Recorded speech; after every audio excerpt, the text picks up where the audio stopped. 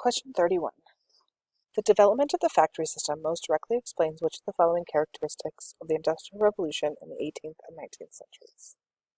A. A higher degree of educational achievement among workers. B. A decline in diversity in consumer goods. C. Large increases in the price of most consumer goods. Or D. A greater degree of labor specialization. In 19th century liberal, question 32. In 19th century liberal democratic theory, a woman's role was generally portrayed that of A. The mother of citizens, B. The manager of property, C. A political participant, D. A productive worker, or E. A consumer. Question 33. By 1830, revolutions of the Atlantic world resulted in which of the following changes? A. The political independence of colonies in both North and South America. B. The emancipation of slaves everywhere in the Atlantic world. C. Political and economic dominion in the Western Hemisphere of the United States. Domination of the Western Hemisphere by the United States. Or D. The creation of politically unified South America. Take a look at this Portuguese ivory plate representing the Christ child on a sailing ship produced in Portuguese Goa in the early 17th century. This note here is that Goa is located in the southwestern coast of India. Question 34. The production of the plaque in Goa is best understood in the immediate context of which of the following? A. The establishment of plantation economies. B. The spread of printing press technology. C. The development of trading post empires. Or D. The decline of Asian states such as the Mughal Empire. Question 35. The material used to create the plaque best reflects which of the following historical situations in the Indian Ocean region in the period of 1450 to 1750. A. Trade networks continued to flourish and gave Europeans direct access to precious luxury goods. B. European luxury goods became increasingly popular among Asian populations in the region. C. Natural resources for the Americans allowed Asian producers to diversify the products they sold to European merchants. Or D. European artisans in the region increasingly copied Islamic and Indian styles for their artistic productions. Question 36. Which of the following was a major long-term effect of Vasco da Gama's voyage to India in the late 1490s? A. It led to the integration of European merchants in the Indian Ocean economy. B. It brought about the complete destruction of the Muslim-controlled trade routes in the Indian Ocean. C. It spurred the Mughal Empire to invest in resources by becoming a major naval power. Or D. It catalyzed the adoption of new European naval technologies by states throughout the Indian Ocean basin.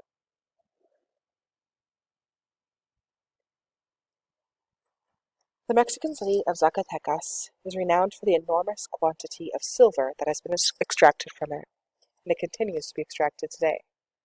At the time of the discovery of the silver, there are many forests and woodlands in this rocky land, all of which have since vanished, so that now, except for the little wild palms, no other trees remain.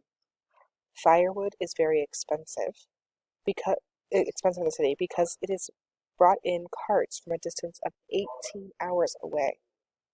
The silver was discovered in the year 1540 in the following way. After the fall of the Aztec Empire, Spanish soldiers remained, spread over the entire country. Since no more towns remained to conquer, and since they had so many Indian slaves, they devoted themselves to seeking riches from silver mines. One of these soldiers was Juan de Tolosa, who happened to have an Aztec among his Indian slaves. The Aztec, it is said, seeing his master so anxious to discover mines and to claim silver, told him, quote, "If you desire this substance, I will take you where you can fill your hands and satisfy your greed with it." End quote. The city houses at least 600 white residents, and most of them are Spaniards. There are about 800 black slaves and mulattoes, a person of mixed European and African ancestry, and there are about 1,500 Indians in the work gangs whose labor in all types of occupations in the mines. This is Alonso de la Mota y Escobar, Bishop of Guadalajara, Mexico, in a geographical treaty in 1605. Question 37. The economic activities described in the passage contributed most directly to which of the following? A. The emergence of the first truly global exchange network. B. The beginnings of the process of industrialization. C. The establishment of the first chartered and limited liability commercial companies. Or D. The rapid growth of China's population under the Song and Ming dynasties.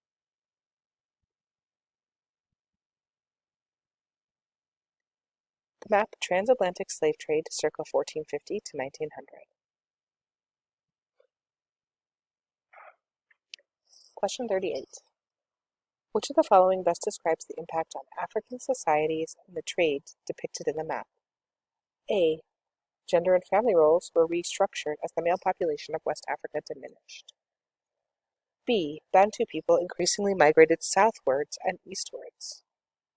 C. African societies became increasingly monotheistic as they adopted Islam. D. African states underwent significant urbanization and rural agricultural population diminished.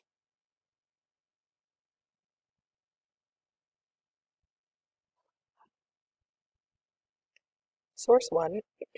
A Mughal painting depicting a Mughal official, a kneeling figure holding a piece of paper near the center of the image, and his companions meeting a group of Hindu holy men, or sadhus, circa 1635 CE.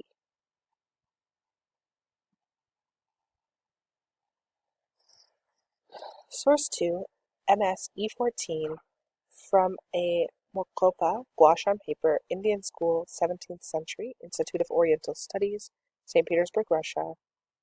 Sayings attributed to Guru Nanak, the former of Sikhism, circa 1500 CE.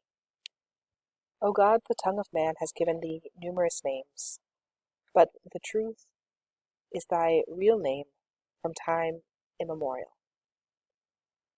We human beings are neither Hindus nor Muslims, but are bodies and souls of the Supreme Being. Call him Allah or call him Rama. Everyone is chanting Rama, Rama, but mere repetitions is no remembrance of Rama.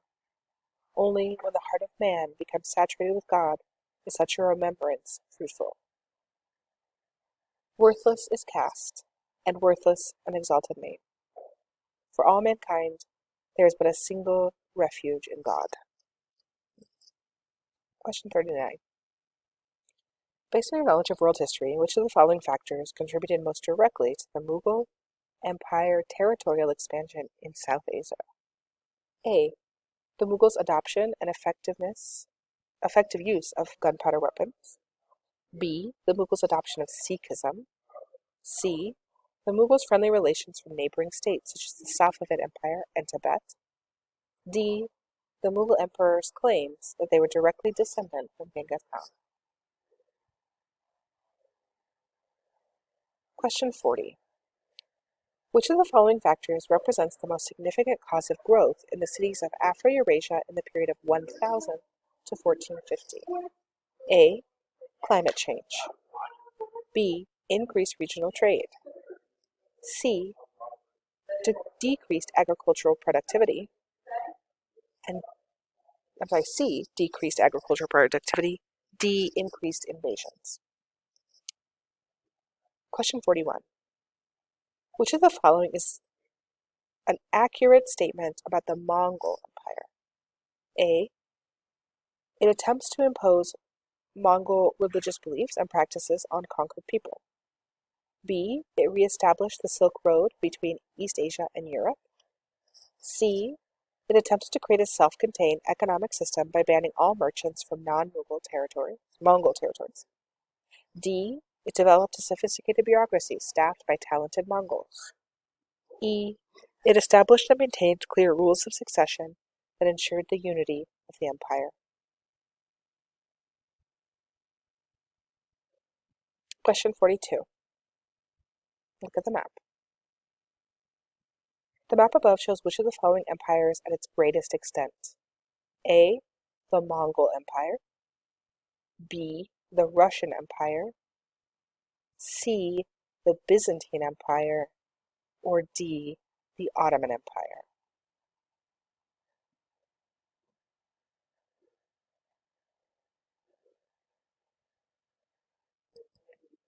Looking at this map, trade routes in North and West Africa circa 1200 to 1500.